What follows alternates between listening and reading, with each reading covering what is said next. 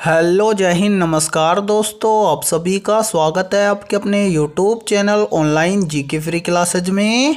आज के इस क्लास के अंदर हम रेलवे एनटीपीसी सीबीटी 1 एग्जाम 2024 के लिए बहुत ही इम्पोर्टेंट क्वेश्चन लेकर आए हैं और वो सभी क्वेश्चन आपके रेलवे एनटीपीसी सीबीटी 1 एग्जाम के लिए बहुत ही इम्पोर्टेंट रहेंगे। इसलिए इस क्लास को आपको कंप्लीट देखना है और इस क्लास के एंड में आपको बताना है कि आपके टोटल कितने क्वेश्चन सही होते हैं। और यदि आप इस चैनल से पहली बार जुड़े हैं तो चैनल को कर लेना सब्सक्राइब और बेल आइकन को प्रेस करना ताकि ऐसे ही शानदार क्लास का नोटिफिकेशन आपको सबसे पहले देखने को मिले। तो चलिए शुरू करते हैं आज के इस पहले क्लास को बिना देरी के। पहला प्रश्न है आप सभी के सामने, नीचे दी गई श्रृंखला श्रेणी में प्रश्नवाचक चिन्ह के स्थान पर कौन सी संख्या आएगी। यानी कि पहला प्रश्न आप सभी के सामने सीरीज से संबंधित प्रश्न दिया गया है और आपसे पूछा गया है कि इस प्रश्न चिन्ह के स्थान पर कौन सी संख्या आएगी। तब आप ऐसे प्रश्न को रेलवे एग्जाम के अंदर फटाफट से कैसे सोल्व करेंगे तो वो देखिए मेरे भाई, जब भी आपको सीरीज से संबंधित प्रश्न एग्जाम में दिया जाए तो सोल्व करने से पहले आपको क्या करना है, सीरीज को ध्यान से देखना है कि सीरीज के अंदर क्या क्या हमें दिया गया है। तो देखिए मेरे भाई, सीरीज में हमें दिया गया है 67, 67 के बाद में 70, 70 के बाद में 74, 74 के बाद में 77, 77 के बाद में 81, 81 के बाद में 84 और 84 के बाद में हमसे पूछा गया है कि इस प्रश्न चिन्ह के स्थान पर क्या आएगा। तो मेरे भाई ध्यान से देखिए, इस सीरीज में क्या हो रहा है, यानी कि ये सीरीज कंटिन्यू क्या हो रही है, बढ़ रही है। अब यहां पर हम क्या लॉजिक लगाएं कि इस प्रश्न चिन्ह की वैल्यू निकाल दें तो वो देखिए मेरे भाई, सीरीज कब बढ़ेगी, या तो हम सीरीज के अंदर क्या करें, किसी संख्या को प्लस कर दें तब सीरीज बढ़ेगी, या फिर हम सीरीज के अंदर किसी संख्या को किसी संख्या के साथ में गुणा कर दें तब सीरीज बढ़ेगी। ठीक है मेरे भाई, अब यहां पर हम क्या करेंगे, सबसे पहले प्लस वाले लॉजिक को देखते हैं। तो यहां पर हम क्या करते हैं, इनको यहां से हटा देते हैं। अब देखिए मेरे भाई, यहां पर हम क्या करेंगे, सबसे पहले यहां पर देखेंगे कि फर्स्ट में हमें दिया गया है 67, तो 67 से क्या हुआ है 70, तो 67 से 70 कब होगा, जब हम क्या करेंगे 67 के अंदर +3 कर देंगे तो 67 और 3 कितना हो जाएगा 70। ठीक है मेरे भाई, सेम इसी प्रकार से यहाँ पर आगे देखिए 70 से कितना हो रहा है 74, तो 70 से 74 कब होगा, जब हम 70 के अंदर क्या कर देंगे +4 कर देंगे तो 70 और 4 हो जाएगा 74। फिर देखिए मेरे भाई 74 से क्या हो रहा है 77, तो 74 से 77 कब होगा, जब हम क्या करेंगे 74 के अंदर +3 कर देंगे तो 74 और 3 हो जाएगा 77। ठीक है, फिर इसी प्रकार से देखिए 77 से क्या हो रहा है 81, तो 77 से 81 कब होगा, जब हम क्या करेंगे 77 के अंदर +4 कर देंगे तो 77 और 4 हो जाएगा 81। फिर देखिए मेरे भाई 81 से क्या हो रहा है 84, तो 81 से 84 कब होगा, जब हम क्या करेंगे 81 के अंदर +3 कर देंगे तो यहां पर हो जाएगा 84। अब हमें बताना है कि 84 से इस प्रश्न चिन्ह के स्थान पर क्या आएगा। तो सबसे पहले आपको क्या करना है, प्रश्न चिन्ह की वैल्यू निकालने से पहले यहां पर नीचे जो संख्या आई है इस संख्या को ध्यान से देखना है कि यहां पर क्या हुआ है। तो देखिए मेरे भाई, यहां पर जो संख्या आई है यहां पर क्या हुआ +3, फिर क्या हुआ +4, फिर क्या हुआ +3, फिर क्या हुआ +4, फिर क्या हुआ +3, यानी कि यहां पर सीरीज चल रही है +3 +4 +3 +4 +3। तो अब आगे क्या हो जाएगा, अब आगे हो जाएगा +4। अब हम क्या करेंगे 84 के अंदर +4 कर देंगे, तो यहां पर देखिए मेरे भाई 84 है, 84 के अंदर हम क्या कर देंगे +4 कर देंगे तो 84 और 4 मिलकर कितना हो जाएगा, तो 84 और 4 हो जाएगा 88, यानी कि इस प्रश्न चिन्ह के स्थान पर भरा जाएगा 88। अब हमें देखना है कि 88 किसी ऑप्शन में है, तो हाँ सर 88 हमें दिया गया है ऑप्शन सी के अंदर, तो पहले प्रश्न के अंदर ऑप्शन सी हो जाएगा सभी का करेक्ट आंसर। तो उम्मीद करता हूं कि ये पहला प्रश्न आपको अच्छे से क्लियर हो गया होगा। तो चलिए फिर अगला प्रश्न देखते हैं। दूसरा प्रश्न है आप सभी के सामने, ए बी की पुत्री है, बी सी की माँ है, डी सी का भाई है, यह बताइए कि डी का ए से क्या रिश्ता है। यानी कि दूसरा प्रश्न आप सभी के सामने ब्लड रिलेशन से संबंधित प्रश्न दिया गया है और आपसे पूछा गया है कि डी का ए से क्या रिश्ता है। तो ऐसे प्रश्न को आप रेलवे एग्जाम में फटाफट से कैसे सोल्व करेंगे तो वो देखिए मेरे भाई, इसके लिए बहुत ही शानदार ट्रिक है। ट्रिक क्या है तो वो देख लीजिए। सबसे पहले यहाँ पर देखिए ब्लड रिलेशन से संबंधित प्रश्न दिया गया है, तो इसको सोल्व करने के लिए आपको क्या करना है, एक छोटा सा डायग्राम तैयार करना है। डायग्राम कैसे तैयार करेंगे तो वो देखिए। सबसे पहले मेरे भाई यहाँ पर देखिए बोला गया है कि ए बी की पुत्री है, तो यहाँ पर देखिए यहाँ पर ये ए है, ये क्या है, बी की पुत्री है। किसकी पुत्री है, बी की पुत्री है, तो यहाँ पर हम लिख देंगे बी। ठीक है मेरे भाई। अब ए बी की पुत्री है यानी कि महिला है, तो यहाँ पर हम लगा देंगे माइनस। माइनस प्लस का सिंबल यूज करेंगे ताकि इससे हमें पता चल जाएगा कि कौन पुरुष है और कौन महिला है। तो यहाँ पर बोला गया है कि ए बी की पुत्री है। ठीक है मेरे भाई। फिर देखिए आगे आगे बोला गया है कि बी सी की माँ है, यानी कि जो ये बी है ये सी की क्या है, माँ है। तो सी की माँ है कौन, बी। तो यहाँ पर देखिए बी भी महिला है, तो यहाँ पर हम लगा देंगे माइनस। ठीक है। फिर देखिए आगे आगे बोला गया है कि डी सी का भाई है, तो यहाँ पर देखिए ये है डी और ये क्या है, सी का भाई है। अब डी देखिए भाई है, तो यहाँ पर पुरुष है, तो यहाँ पर हम लगा देंगे प्लस। यहाँ तक आपका डायग्राम कंप्लीट हुआ। अब पूछ क्या रहा है, पूछ रहा है कि डी का ए से क्या रिश्ता है। अब देखिए मेरे भाई यहाँ पर देखिए, ये देखिए यहाँ पर जो ये ए है यानी कि ये बी है, ये ए की क्या है, माँ है। फिर देखिए बी की भी क्या है, माँ है। तो सिंपल सी बात है कि डी की भी क्या होगी, माँ होगी। अब ये इन तीनों की माँ होगी, तो ये तीनों आपस में क्या होंगे, भाई बहन होंगे। अब आपसे पूछा क्या गया है, पूछा गया है कि डी का ए से क्या रिश्ता है। तो मेरे भाई देखिए डी ए का क्या लगेगा, तो डी यहाँ पर ए का लगेगा क्या, भाई। अब आपको देखना है कि भाई किसी ऑप्शन में है, तो हाँ सर भाई हमें दिया गया है ऑप्शन सी के अंदर, तो दूसरे प्रश्न के अंदर ऑप्शन सी हो जाएगा सभी का करेक्ट आंसर। तो उम्मीद करता हूं कि ये दूसरा प्रश्न भी आपको बहुत अच्छे से क्लियर हो गया होगा। तो चलिए फिर अगला प्रश्न देखते हैं। तीसरा प्रश्न है आप सभी के सामने, नीचे दिए गए विकल्पों में से संबंधित संख्या को चुनिए। यानी कि ये तीसरा प्रश्न आप सभी के सामने नंबर एनालॉजी से संबंधित प्रश्न दिया गया है और आपसे पूछा गया है कि 26 का संबंध है 513 के साथ में, तो 43 का संबंध किस संख्या के साथ में होगा। तो मेरे भाई ऐसे प्रश्न को आप एग्जाम में कैसे सोल्व करेंगे, तो वो देखिए जब भी आपको ऐसा प्रश्न एग्जाम में दिया जाए तो सोल्व करने का बेस्ट तरीका क्या है। तो ऐसे प्रश्न में आपको सबसे पहले यहां पर देखना है कि 26 का संबंध 513 के साथ में कैसे है। फिर सेम उसी प्रकार से हम बताएंगे कि 43 का संबंध किस संख्या के साथ में होगा। तो सोल्व करने का तरीका क्या है, तो वो देखिए मेरे भाई। सबसे पहले यहां से इनको हटा देते हैं। अब देखिए यहां पर देखिए, सबसे पहले यहां पर देखिए कि 26 से यहां पर 553 कैसे बनेगा। तो यहां पर लॉजिक लगाया गया है क्या, सबसे पहले यहां पर देखिए क्या है, 26 किन किन संख्याओं से मिलकर बना है, तो 26 मिलकर बना है 2 और 6 से। तो यहाँ पर क्या किया गया है, पहले 26 के दोनों अंकों को आपस में जोड़ा गया है। तो 2 और 6 को आपस में जोड़ देंगे तो कितना हो जाएगा, 8। और देखिए इस 8 का यदि हम क्यूब कर दें तो 8 का क्यूब कितना होता है, तो 8 का क्यूब होता है 512। और देखिए इस 512 के अंदर हम +1 कर देंगे तो 512 और 1 हो जाएगा कितना, 513। और 513 यहाँ पर आप सभी के सामने दिया गया है। अब इसी प्रकार से हम क्या करेंगे, यही सेम लॉजिक लगाएंगे 43 के अंदर और इस प्रश्न चिन्ह की वैल्यू निकालेंगे। यानी कि यहाँ पर क्या लॉजिक अप्लाई किया गया है, तो वो देखिए मेरे भाई। सबसे पहले आपको क्या करना है, प्रश्न को ध्यान से समझना है ताकि आप एग्जाम में फटाफट से सोल्व कर पाओ। यहाँ पर देखिए 26 से 513 कैसे लिखा गया है, तो यहाँ पर क्या किया गया है, पहले 26 के दोनों अंकों को आपस में जोड़ा गया है। 26 के दोनों अंकों को आपस में जोड़ा तो कितना आया, 8।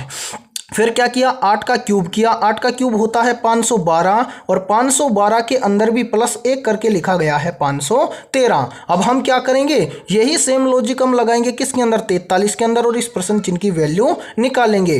तो सबसे पहले हम क्या करेंगे मेरे भाई, यहाँ पर देखेंगे कि 43 किन किन संख्याओं से मिलकर बना है, तो ये मिलकर बना है 4 और 3 से। तो हम क्या करेंगे, इन दोनों संख्याओं को आपस में जोड़ देंगे। तो यहाँ पर देखिए मेरे भाई 4 और 3 को आपस में हम जोड़ देंगे। तो 4 और 3 को आपस में जोड़ेंगे तो 4 और 3 हो जाएगा कितना, 7। और इस 7 का हम क्या कर देंगे, तो 7 का हम कर देंगे मेरे भाई क्या, क्यूब। 7 का क्यूब कितना होता है, तो सर 7 का क्यूब होता है 343। और इस 343 के अंदर अब हम क्या कर देंगे, +1 कर देंगे। तो 343 और 1 हो जाएगा कितना, 344। यानी कि इस प्रश्न चिन्ह के स्थान पर भरा जाएगा 344। अब हमें देखना है कि 344 किसी ऑप्शन में है, तो हाँ सर 344 हमें दिया गया है ऑप्शन डी के अंदर। तो तीसरे प्रश्न के अंदर ऑप्शन डी हो जाएगा सभी का करेक्ट आंसर। तो उम्मीद करता हूं कि एक तीसरा प्रश्न भी आपको बहुत अच्छे से क्लियर हो गया होगा। ठीक है मेरे भाई, तो चलिए फिर अगला प्रश्न देखते हैं। चौथा प्रश्न है आप सभी के सामने, नीचे दिए गए विकल्पों में से संबंधित संख्या को चुनिए। यानी कि चौथा प्रश्न भी आप सभी के सामने नंबर एनालॉजी से संबंधित प्रश्न दिया गया है और आपसे पूछा गया है कि इस प्रश्न चिन्ह के स्थान पर कौन सी संख्या आएगी। तो मेरे भाई देखिए, हमसे पहले आपको क्या करना है, इस वीडियो को रोकना है और अपने स्तर से इस प्रश्न को सोल्व करना है और सोल्व करके कॉमेंट सेक्शन के अंदर कॉमेंट करके बताना है कि इस प्रश्न चिन्ह के स्थान पर क्या आएगा। तो उम्मीद करता हूं कि आपने इस क्लास को जरूर रोककर इस प्रश्न को सोल्व करने की कोशिश की होगी। तो आइए देखते हैं कि आपका आंसर क्या आया है। तो मेरे भाई देखिए, मैंने अभी बताया था कि ऐसे प्रश्न को हम सोल्व कैसे करते हैं। तो सबसे पहले हम इस प्रश्न के अंदर देखेंगे कि 6 से यहाँ पर 13 कैसे बना है, फिर उसी प्रकार से हम बताएंगे कि 9 से यहाँ पर क्या आएगा। तो सिंपल सी बात है कि यहाँ पर 6 से यहाँ पर 13 कैसे बनेगा। तो यहाँ पर देखिए, यदि हम 6 के अंदर क्या करें मेरे भाई, 6 के अंदर हम +7 कर दें तो 6 और 7 कितना हो जाएगा, तो 6 और 7 हो जाएगा 13 और 13 यहाँ पर आप सभी के सामने दिया गया है। अब यही सेम लॉजिक हम लगाएंगे किसके अंदर, 9 के अंदर, और इस प्रश्न चिन्ह की वैल्यू निकालेंगे। तो 9 हमारे सामने यहाँ पर दिया गया है, तो इस 9 के अंदर भी हम क्या कर देंगे, +7 कर देंगे। तो 9 और 7 कितना होता है, तो 9 और 7 होता है 16, यानी कि इस प्रश्न चिन्ह के स्थान पर भरा जाएगा 16। अब हमें देखना है कि 16 किसी ऑप्शन में है। तो हाँ सर, 16 हमें दिया गया है ऑप्शन बी के अंदर। तो चौथे प्रश्न के अंदर ऑप्शन बी हो जाएगा सभी का करेक्ट आंसर। तो उम्मीद करता हूं कि ये चौथा प्रश्न भी आपको बहुत अच्छे से क्लियर हो गया होगा। और देखिए मेरे भाई, यदि ये क्लास आपको अच्छे से समझ में आ रही है तो जल्दी से एक बार इस क्लास को लाइक कर दीजिए, और यदि आप इस चैनल से पहली बार जुड़े हैं तो चैनल को कर लीजिए सब्सक्राइब और बेल आइकन को प्रेस करना, ताकि ऐसे ही शानदार क्लास का नोटिफिकेशन आपको सबसे पहले देखने को मिले। और आपके जितने भी दोस्त रेलवे एग्जाम की तैयारी कर रहे हैं तो उनके पास भी इस वीडियो को ज़्यादा से ज़्यादा शेयर करें। तो चलिए फिर अगला प्रश्न देखते हैं। पांचवा प्रश्न है आप सभी के सामने, उस वैनारेख का चयन करें जो दिए गए वर्गों के बीच संबंध को सर्वोत्तम रूप से दर्शाता है। यानी कि पांचवा प्रश्न आप सभी के सामने वेन डायग्राम से संबंधित प्रश्न दिया गया है और आपसे पूछा गया है कि वृत्त, त्रिभुज और चतुर्भुज का सही वेन डायग्राम कैसा बनेगा। तो मेरे भाई ऐसे प्रश्न को आप रेलवे एग्जाम में कैसे सोल्व करेंगे तो वो देखिए, या फिर आप वेन डायग्राम कैसे तैयार करेंगे तो उसके लिए भी देखिए। देखिए मेरे भाई, करना क्या है, सबसे पहले आपको जिन शब्दों से आपको वेन डायग्राम तैयार करना है तो उन शब्दों को आपको ध्यान से देखना है और ये पता लगाना है कि उन शब्दों के बीच में आपस में कोई रिलेशन है क्या। जैसे यहाँ पर हमारे सामने शब्द दिया गया है वृत्त, त्रिभुज और चतुर्भुज, क्या इन तीनों शब्दों के अंदर आपस में कोई रिलेशन है। तो देखिए मेरे भाई, यहाँ पर देखिए फर्स्ट में है वृत्त और फिर क्या है त्रिभुज। तो क्या त्रिभुज और वृत्त के बीच में कोई रिलेशन है। देखिए वृत्त होता है एक प्रकार का गोला, त्रिभुज होता है 3 भुजाओं की आकृति, क्या इन दोनों के बीच में कोई रिलेशन है।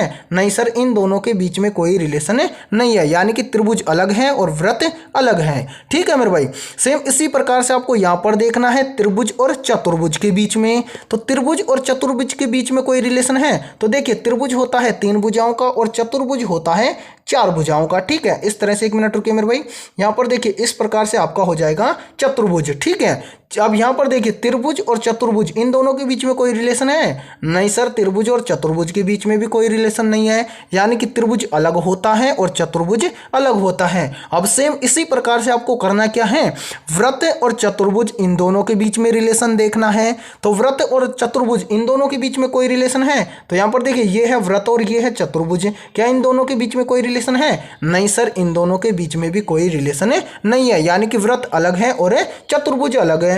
तो यहाँ पर आपको एक बात क्लियर हो गई कि यहाँ पर वृत्त, त्रिभुज और चतुर्भुज ये सभी के सभी क्या हैं, अलग अलग हैं। अब अलग अलग के लिए आपका वेन डायग्राम कैसा बनेगा तो वो देखिए मेरे भाई। सबसे पहले यहाँ पर हम क्या करते हैं, वृत्त के लिए आरेख बनाएंगे। तो यहाँ पर देखिए पहला है वृत्त, तो देखिए पहला आरेख हो जाएगा हमारा वृत्त के लिए। फिर क्या है त्रिभुज, तो दूसरा आरेख हो जाएगा हमारा त्रिभुज के लिए। फिर क्या है चतुर्भुज, तो चतुर्भुज के लिए हो जाएगा तीसरा आरेख। अब ये देखिए मेरे भाई, त्रिभुज, वृत्त और और चतुर्भुज तीनों अलग अलग हैं तो यहाँ पर भी अलग अलग हैं, यानी कि आपका 100% सही वेन डायग्राम बनेगा इस प्रकार से।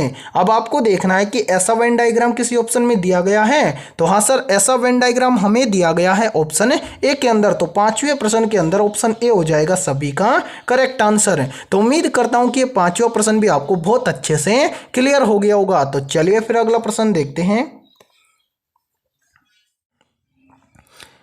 छठा प्रश्न है आप सभी के सामने, नीचे दिए गए विकल्पों में से उस विकल्प का चयन करें जो श्रृंखला को पूरा करेगा।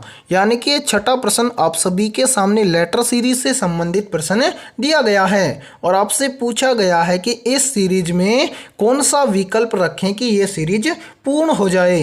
तो मेरे भाई लेटर सीरीज से संबंधित प्रश्न को मैं एग्जाम में फटाफट से कैसे सोल्व करेंगे, तो वो देखिए सबसे पहले आपको करना क्या है, सीरीज को ध्यान से देखना है और ये पता लगाना है कि लेटर सीरीज में हमें टोटल कितने लेटर दिए गए हैं। तो काउंट कर लीजिए मेरे भाई, यहाँ पर आपको क्या करना है, जहाँ पर ये खाली स्थान दिया गया है इनको भी आपको काउंट करना है। जैसे यहाँ पर देखिए 1 2 3 4 5 6 7 8 9 10 11 12 13 14 15 16 17 18, यानी कि सीरीज में टोटल लेटर दिए गए हैं कितना, 18। अब हमें क्या करना होता है, यहाँ पर देखिए संख्या मिल गई 18। अब हमें क्या करना है, 18 में क्या करना है, इसका भाग करना है कि 18 का हम कितने कितने का हिस्सा कर सकते हैं। देखिए मेरे भाई यदि हम 18 का हिस्सा करना चाहें तो 6 के हम 3 हिस्से कर सकते हैं और देखिए 2 के हम 9 हिस्से कर सकते हैं। ठीक है मेरे भाई, इसी प्रकार से हम और भी कर सकते हैं, यानी कि 3 के हम हिस्से करें तो 6 हो जाएंगे। अब हमें क्या करना है, सबसे बड़े हिस्से जितने बन जाए उतने हमें बनाना है। तो देखिए मेरे भाई 3 के हिस्से बनाएंगे तो 6 बनेंगे, 2 के हिस्से बनाएंगे तो 9 बनेंगे और 6 के हिस्से बनाएंगे तो 3 बनेंगे। तो हमें क्या करना है, बड़े बड़े हिस्से बनाना है, तो 6 के हम हिस्से बना देंगे। कैसे, तो वो देखिए मेरे भाई सबसे पहले यहाँ पर इन सभी को यहाँ पर थोड़ा सा हटा देते हैं ताकि आपको स्पष्ट तरीके से दिखे। अब देखिए मेरे भाई 6 लेटर लेंगे, यहाँ पर देखिए 1 2 3 4 5 6, यानी कि पहला यहाँ पर हो जाएगा। ठीक है मेरे भाई, फिर उसी प्रकार से देखिए 1 2 3 4 5 6, फिर यहाँ पर देखिए और उसके बाद में 1 2 3 4 5 6। ठीक है, इस प्रकार से आपके ये वाले ग्रुप बन जाएंगे। अब आपको करना क्या है वो देखिए, यहाँ पर देखिए मेरे भाई सबसे पहले लास्ट में क्या है, सी है। इसमें भी देखिए 1 मिनट रुकिए मेरे भाई, यहाँ पर देखिए सी है, फिर देखिए इसमें भी सी है और इसमें भी सी है।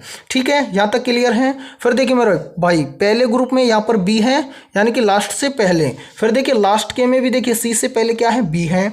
तो यहाँ पर देखिए इस तीसरे में भी यहाँ पर सी से पहले क्या हो जाएगा, बी हो जाएगा, तो यहाँ पर हम भर देंगे बी।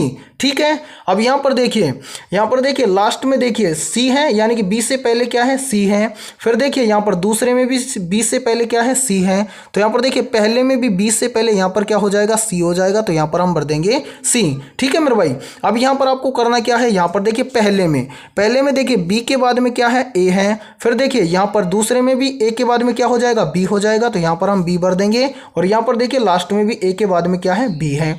ठीक है, फिर यहाँ पर देखिए पहले के अंदर देखिए ए के बाद में क्या है, सी है। फिर यहाँ पर देखिए मेरे भाई ए के बाद में क्या है, सी है। तो यहाँ पर देखिए सी से पहले क्या हो जाएगा, ए हो जाएगा, तो यहाँ पर हम भर देंगे ए। यहाँ तक क्लियर है? हाँ सर बिल्कुल क्लियर है। अब हमने क्या क्या भरा है वो यहाँ पर लिख लेंगे। देखिए पहले सी भरा, उसके बाद में हमने बी भरा, फिर उसके बाद में हमने फिर से बी भरा और फिर हमने क्या भरा, ए भरा। अब हमें देखना है कि CBBA हमें किस ऑप्शन के अंदर दिया गया है। तो CBBA हमें दिया गया है ऑप्शन डी के अंदर। तो छठे प्रश्न के अंदर ऑप्शन डी हो जाएगा सभी का करेक्ट आंसर। तो उम्मीद करता हूं कि छठा प्रश्न भी आपको बहुत अच्छे से क्लियर हो गया होगा। ठीक है मेरे भाई, तो चलिए फिर अगला प्रश्न देखते हैं। सातवां प्रश्न है आप सभी के सामने, नीचे दिए गए विकल्पों में से संबंधित संख्या को चुनिए। यानी कि मेरे भाई यहाँ पर देखिए सातवें प्रश्न के अंदर आपसे पूछा गया है कि इस प्रश्न चिन्ह के स्थान पर है कौन सी संख्या आएगी। तो ये सातवां प्रश्न भी आप सभी के सामने एनालॉजी से संबंधित प्रश्न दिया गया है। तो ऐसे प्रश्न को आप एग्जाम में कैसे सोल्व करेंगे, तो वो देखिए सबसे पहले ऐसे प्रश्न के अंदर आपको देखना है कि MN से यहाँ पर 27 कैसे लिखा गया है। यानी कि जिस प्रकार से यहाँ पर MN से लिखा गया है 27, 27 है। सेम उसी प्रकार से फिर हम बताएंगे कि पी एल से इस प्रश्न चिन्ह के स्थान पर क्या लिखा जाएगा। तो यहाँ पर हम इस प्रश्न को सोल्व कैसे करेंगे, तो वो देखिए इस प्रश्न के अंदर क्या लॉजिक लगाया गया है वो भी देख लीजिए। सबसे पहले यहाँ पर है एम एन और एम एन से लिखा गया है 27, यानी कि एम एन क्या है, अल्फाबेट लेटर है और अल्फाबेट लेटर से यहाँ पर क्या लिखी गई है, संख्या। तो ऐसी स्थिति में आप क्या करेंगे, यहाँ पर अल्फाबेट लेटर का क्या करेंगे, सबसे पहले आप नंबरिंग करेंगे।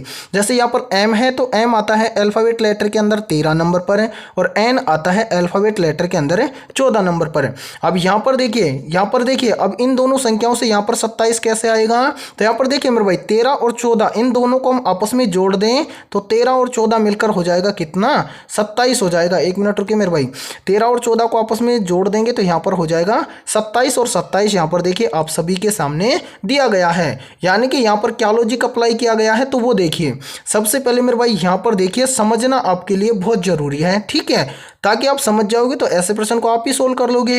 यानी कि यहाँ पर एम एन से यहाँ पर 27 कैसे लिखा गया है, तो सबसे पहले एम एन यानी कि जो अल्फाबेट लेटर है एम एन, इनका क्या किया गया है, सबसे पहले नंबरिंग किया गया है। यानी कि एम आता है 13 नंबर पर है और एन आता है 14 नंबर पर है और इन 13 और 14 इन दोनों संख्याओं को आपस में जोड़कर यहाँ पर लिखा गया है 27, ठीक है मेरे भाई। अब आप आसानी से बता सकते हो कि पी एल से इस प्रश्न चिन्ह के स्थान पर कौन सी संख्या आएगी। तो सबसे पहले आप क्या करेंगे, पी एल जो ये अल्फाबेट लेटर हैं इनका आप क्या करेंगे, नंबरिंग करेंगे। तो देखिए मेरे भाई पी आता है अल्फाबेट लेटर के अंदर 16 नंबर पर है और सेम इसी प्रकार से देखिए क्या है, फिर एल है और एल आता है अल्फाबेट लेटर के अंदर 12 नंबर पर। अब क्या करोगे, इन दोनों संख्याओं को आपस में जोड़ दोगे तो 16 और 12 दोनों को आपस में जोड़ेंगे तो 16 और 12 हो जाएगा 28, यानी कि इस प्रश्न चिन्ह के स्थान पर भरा जाएगा 28 है। अब हमें देखना है कि 28 किसी ऑप्शन में है, तो हाँ सर 28 हमें दिया गया है ऑप्शन सी के अंदर, तो 7वें प्रश्न के अंदर ऑप्शन सी हो जाएगा सभी का करेक्ट आंसर। तो उम्मीद करता हूं कि ये 7वां प्रश्न भी आपको बहुत अच्छे से क्लियर हो गया होगा, ठीक है मेरे भाई। तो चलिए फिर अगला प्रश्न देखते हैं।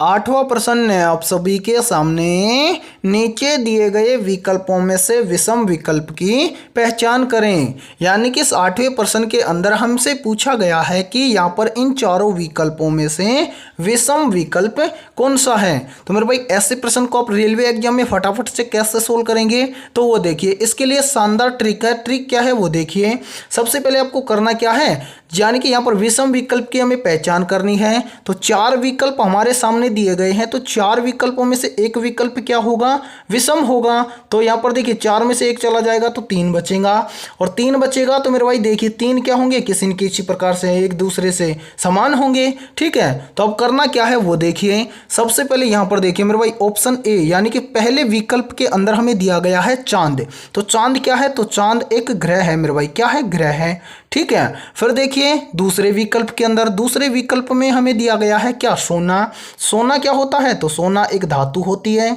ठीक है मेरे भाई। सेम इसी प्रकार से देखिए ऑप्शन सी के अंदर, ऑप्शन सी में हमें दिया गया है क्या, पीतल। पीतल भी क्या होता है, पीतल भी एक धातु होता है।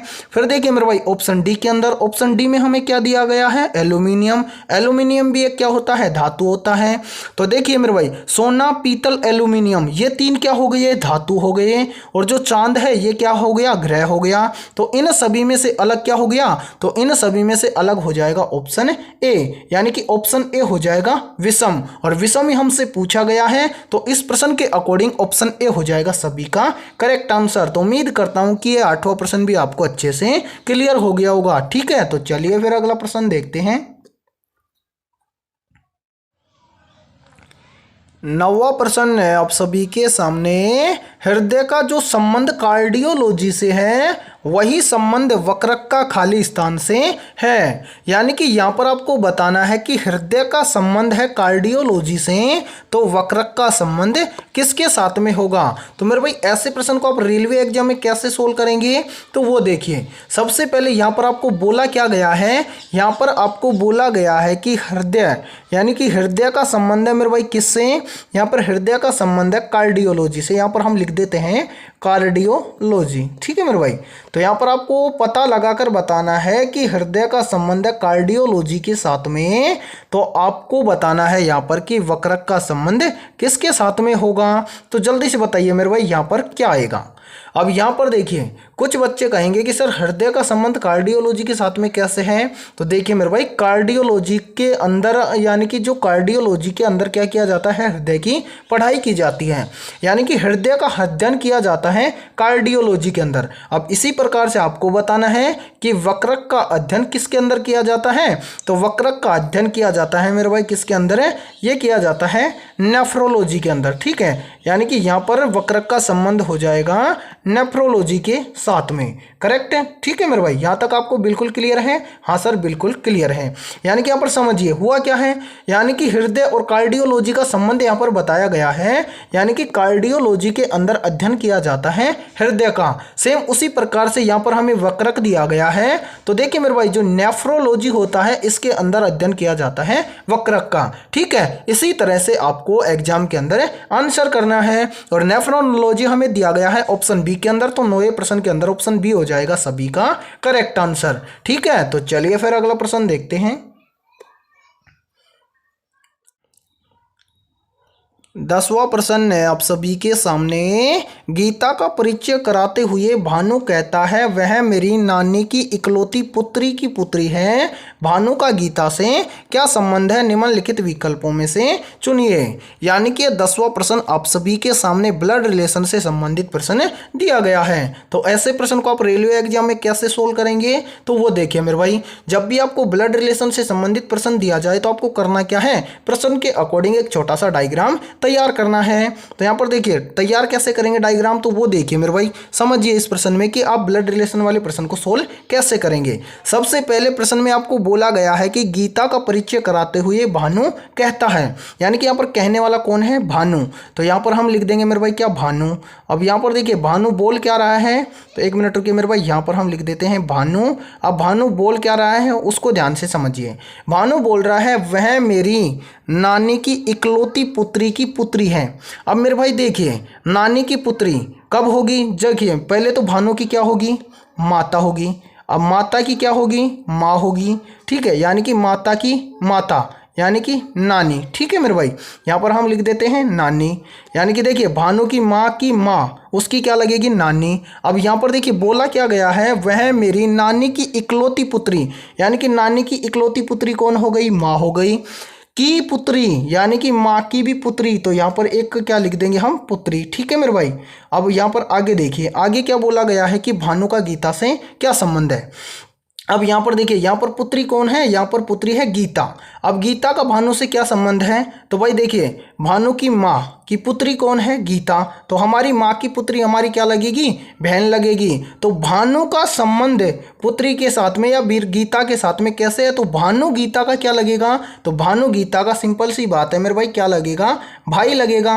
अब हमें देखना है कि भाई किसी ऑप्शन में है, तो हाँ सर भाई हमें दिया गया है ऑप्शन सी के अंदर। तो 10वें प्रश्न के अंदर ऑप्शन सी हो जाएगा सभी का करेक्ट आंसर। तो उम्मीद करता हूँ कि ये 10वां प्रश्न भी आपको बहुत अच्छे से क्लियर हो गया होगा। तो आज की इस वीडियो में इतना ही। वीडियो पसंद आई है तो जल्दी से एक बार इस वीडियो को लाइक कर दीजिए, और यदि आप इस चैनल से पहली बार जुड़े हैं तो चैनल को कर लीजिए सब्सक्राइब और बेल आइकन को प्रेस करना, ताकि ऐसे ही शानदार क्लास का नोटिफिकेशन आपको सबसे पहले देखने को मिले। और आज की इस क्लास के अंदर हमने 10 बहुत ही शानदार क्वेश्चन करवाए हैं। तो इन 10 में से आपके कितने क्वेश्चन सही होते हैं सभी को कमेंट सेक्शन के अंदर कमेंट करके बताना है। तो फिर मिलते हैं ऐसे बेहतरीन क्वेश्चनों के साथ नेक्स्ट क्लास में।